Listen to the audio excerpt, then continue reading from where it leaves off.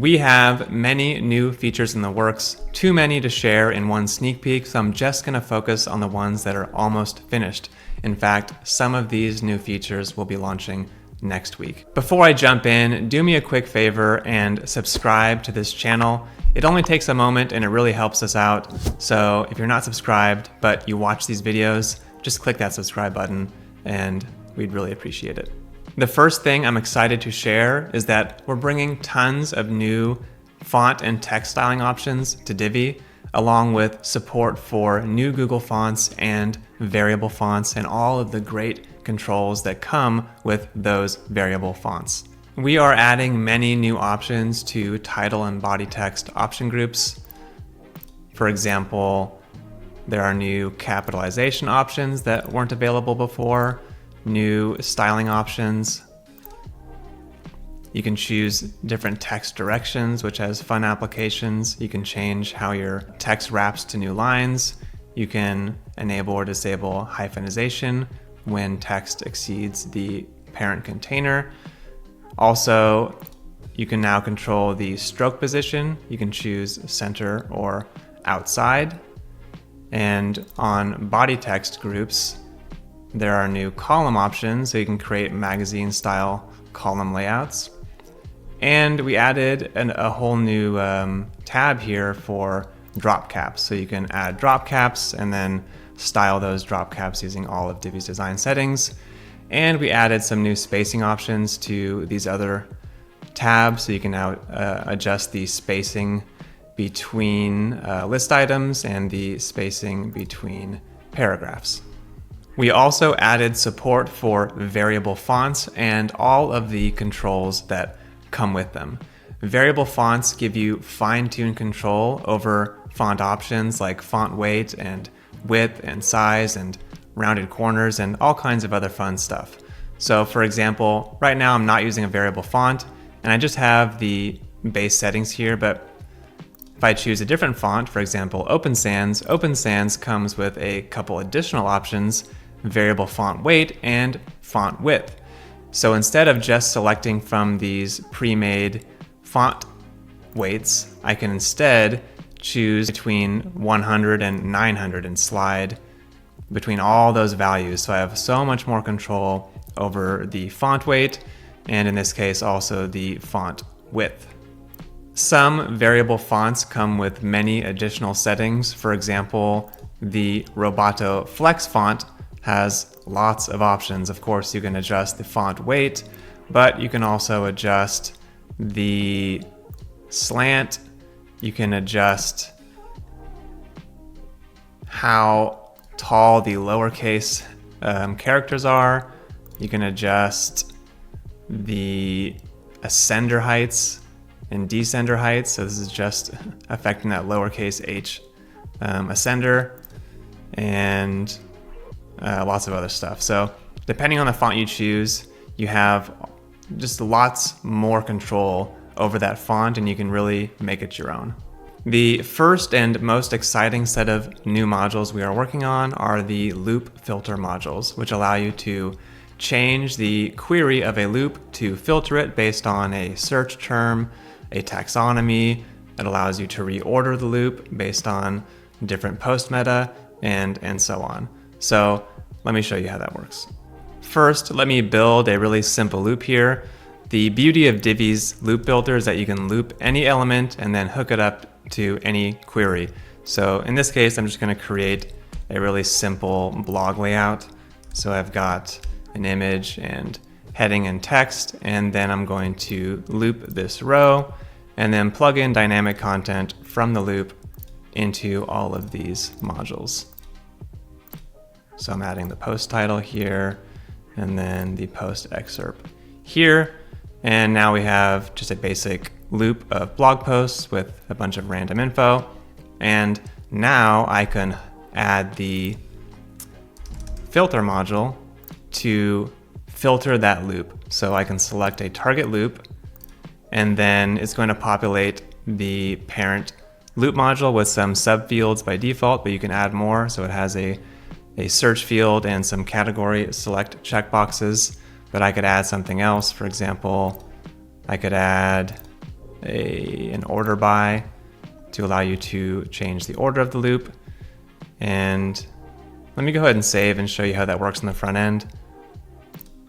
So now we're on the front end and we have our loop on the right and the filter modules on the left. And if I wanted to, for example, only show posts from a certain category, then I could click on that category and filter the loop. If I wanted to search for something in particular, like I see this title has the word advanced in it, I can type in advanced and search and it's going to find that for me. Let's clear that. Additionally, you can order by different post meta, so I can order by title, for example, and that's going to change the order. In this case, it's in descending order. So that gives you a basic overview of how these post filter modules will work. They allow you to query the loop, and we're in the midst of adding a bunch of different field types, so you're going to see more options when we're done with this, and it's going to open up a lot of new possibilities for using loops to create different types of applications. The next new module we are adding is the Tooltip module. You can add the Tooltip module inside any other module, and then when you hover over the parent module, the Tooltip will display, or you can make it display on click, and then you can control the Tooltip position and design. So for example, if I want to add a Tooltip to this email opt-in module, I can go to Elements, search for Tooltip. You can see the Tooltip shows up at the top there, and then I can change the location to any of these many pre-made locations. I can enable an arrow, adjust the arrow color and size. You can customize everything. And then you can, of course, use all of Divi's design settings.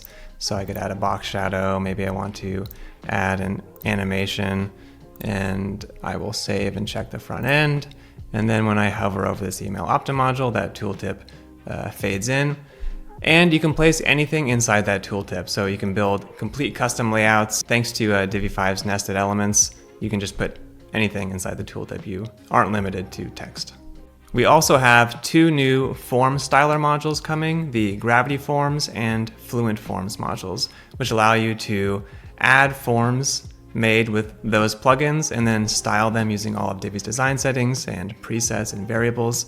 So for example, here I have a native Divi contact form, but if I wanted to use a Gravity Forms form instead, I could do that. So I will delete this, look for the Gravity Form module, and then I can select my desired form. And here you have like a basic unstyled Gravity Form, but you can of course use all of Divi's design settings and presets to style that element. And in this case, I'm just going to add some presets. So I'm going to add the gray border preset I was using on that contact form module, and also a black button preset. And there you go. I have a Gravity Forms form that looks like a native Divi form. Next, we have the Imagely module, aka the Next Gen Gallery module, which works just like the Gravity Forms module. It allows you to add Imagely galleries and then customize them using all of Divi's design settings. So for example, if I want to replace this image with an Imagely gallery, I can look for the Imagely module and then select one of my galleries. It supports all the different gallery types, standard gallery, slider, cloud, and then of course you can customize it using all of Divi's design settings. That's the beauty of these integration modules. So for example, maybe I want to desaturate these images and add a border radius. And then on hover, let's resaturate. And then I can save and check the front end. And now we have this Imagely gallery, and we've customized the design a bit using Divi's design settings. Finally, we have one more module in the works, the payment module. This is a really simple one. The idea is that if you just need to create a link to PayPal or Stripe to accept a payment using their checkout process, and you don't want to install a big plugin like WooCommerce, then you can use this new payment button module to create the button and style the button using Divi's design settings. So I'll add the payment button module, and you can hook up your account and choose between Stripe and PayPal at the moment, and configure a few other things like return URL and so on. So just a nice little addition for those that want to very simply accept payments without all of the overhead of a big e-commerce module like WooCommerce. That concludes this rather extensive sneak peek. We have so much exciting stuff in the pipeline, and most of this is almost finished and some of it will be launching next week, so you won't have to wait long. Additionally, let us know which modules we should make next. But before you do, consider our overarching philosophy for new modules. First, we don't want to make modules that are just composite of other modules. So we're not going to make another blurb type module that is just a composite of image, heading, and text. Instead, we want to make more of those smaller components. For example, that's why we made the link module. Additionally, we don't need to make modules that were popular in Divi 4 that are now redundant thanks to Divi 5's new options like interactions and loops. Finally, we don't want to make modules that trap functionality that would otherwise benefit other modules. We basically don't want to make a module that would be better off as an option group that could be used by all modules. So with all that in mind, let us know what we should make next. What's another good small component type module, or what's another more complex module that really deserves to have its functionality trapped inside the module rather than inside an option group? Let me know.